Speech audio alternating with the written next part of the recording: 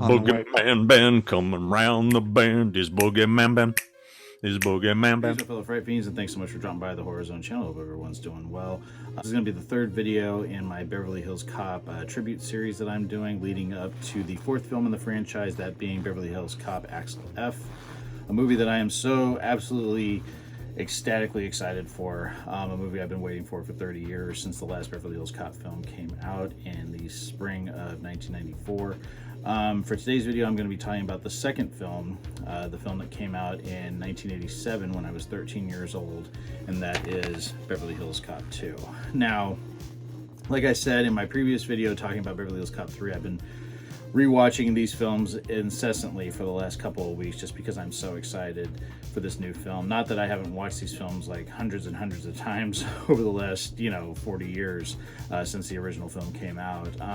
These films were a staple of my youth, and especially the first two films. The third one came out when I was a little bit older, but the first two films came out when I was 10 and 13 years old. I was so excited for a second Beverly Hills Cop film after the first film just became, part of my routine watch, especially after my mom and I got like our first VCR and it debuted on HBO, and then I taped Beverly Hills Cop, the original, and would just watch it all the time, just constantly watch it. Remember, I wanted to go see it. My friend Mike Dodson and I were going to go see it, and we were staying with my dad at the time, but we needed an adult to go see it with us because it was an R-rated movie, and my dad was working, I believe, and my stepmom, she didn't have like the time to go take us to see it, and so we didn't get to see it then. So my mom ended up taking me to see it. I believe it was the following weekend. This was in May of 1987. Pretty much the entire cast came back with the exception of Lisa Eilbacher, who did not return as Jenny Summers,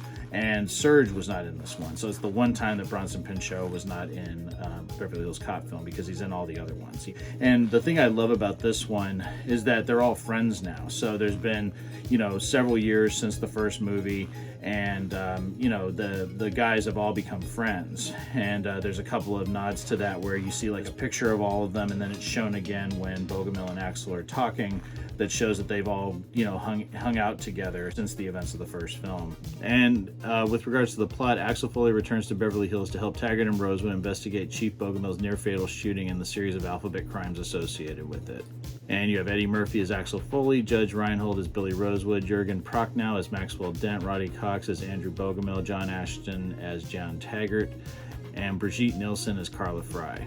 The movie was based on a story by Eddie Murphy and Robert D. Wachs. Screenplay was done by Larry Ferguson and Warren Scarron, and the movie was directed by Tony Scott.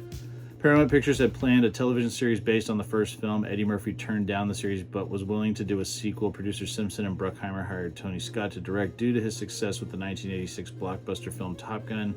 The film was originally to be set and filmed in London and Paris. However, the script was rewritten after Eddie Murphy expressed a reluctance to film outside the United States. Eddie Murphy's salary to star in the movie was $8 million. The budget of the movie was $27 million. Ronnie Cox was going to have more screen time in the film, but couldn't due to his role in RoboCop. Filming began on November 10th, 1986 and concluded on March 25th, 1987 after 135 days of filming.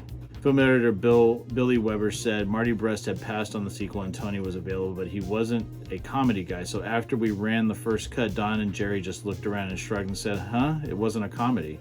It played like a straight action movie, which made sense because Tony was an action guy, and that's what he knew how to do best. So it was really heavy.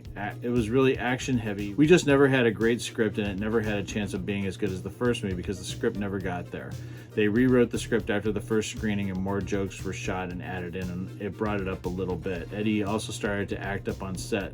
The prima donna behavior was starting to show, and he was always late for filming, but he got along great with Tony. Beverly Hills Cop 2 was one of the most anticipated films of 1987 and became a box office success upon release. The film debuted at number one at the U.S. box office, earning $33 million on its opening weekend, a sales mark that would result in the film achieving the year's highest opening weekend debut, as well as the highest grossing opening weekend of all time at the box office. Beverly Hills Cop 2 grossed $153 million in the United States and Canada, becoming the third biggest hit domestically at the box office that year after Fatal Attraction and 3 Men and a Baby, and grossed $276.6 million worldwide, the second highest grossing film worldwide that year behind Fatal Attraction. I still remember seeing the movie with my mom and just being floored at how much I loved it. I was obsessed with Eddie Murphy's style in it, the jacket, which I'm so happy to have one now, even though this isn't, this isn't an official one, but happy to have something that resembles this jacket.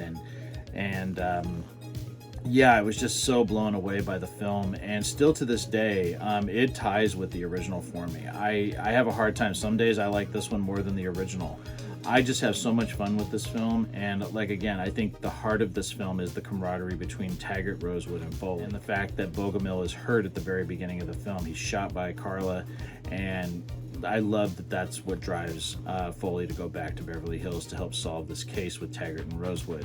That's the heart of it for me. Also, there's just some terrific action set pieces in this. The shootout at 385 North, the conclusion, the shootout at the oil field area. That whole thing at the end, I think, is so great and so much darker than what they did in the first film. Even though the first film's shootout at the end had some dark moments, there was a lot more that was played for comedy, where in this one, with a couple of exceptions, like when Rosewood figures out how to use the rocket launcher, it's pretty dark. And I love the way that Tony Scott shot this, like right from the opening shot where it shows Beverly Hills and it's sort of clouded in this orange smog. And it just sort of sets the tone right away for me. Also, Brigitte Nielsen is awesome as Carla Fry. I think she's terrific as one of the villains. Her and Jürgen Prochnow, I think, are absolutely amazing. Yeah, it's a fantastic movie, and I still remember the day that I saw this. I remember listening to the soundtrack, and my mom made me. We lived in a condo at the time. She asked me to go out and clean the patio in the back of the condo,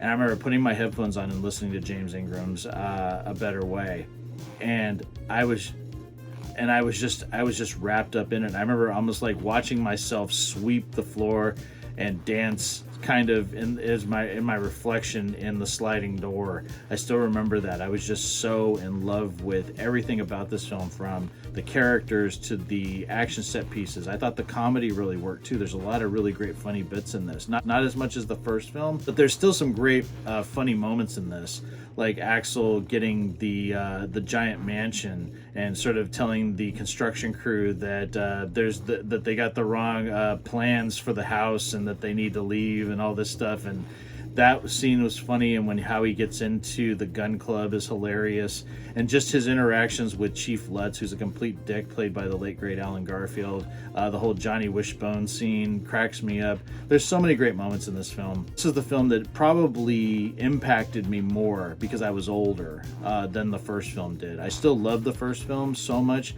but in terms of being sort of a cultural awakening for me, in terms of art and acting and action, this is the film that really just solidified my fandom for Eddie Murphy, and just was something that changed my life. It blew me away seeing it for the first time, and I was obsessed with this film, and I would have to wait almost a year before I could see it again because it didn't get released on VHS until the following year in 1988. Very different from what we see now, where movies are very quickly on, video on demand or Blu-ray. Long time to wait for this to come out on VHS, and even though it was a huge hit, you couldn't buy it, you could only rent it.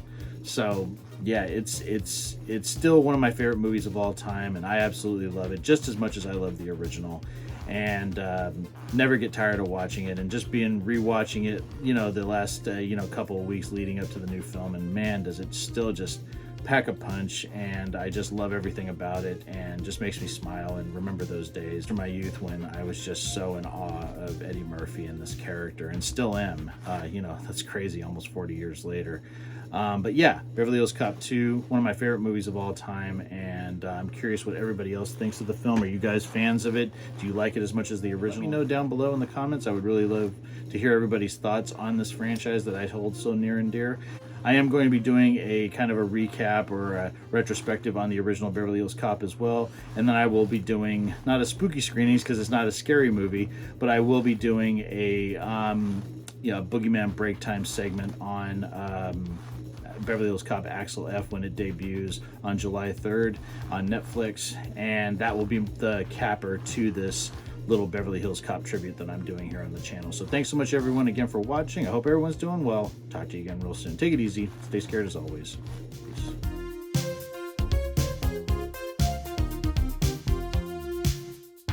Hey my fellow Fright Fiends, I just want to thank everyone for supporting BoogeyMan Ben's Horror Zone. If you haven't yet subscribed and you'd like to, please hit the subscribe button down below, click the bell notification so you're updated every time I drop a new video.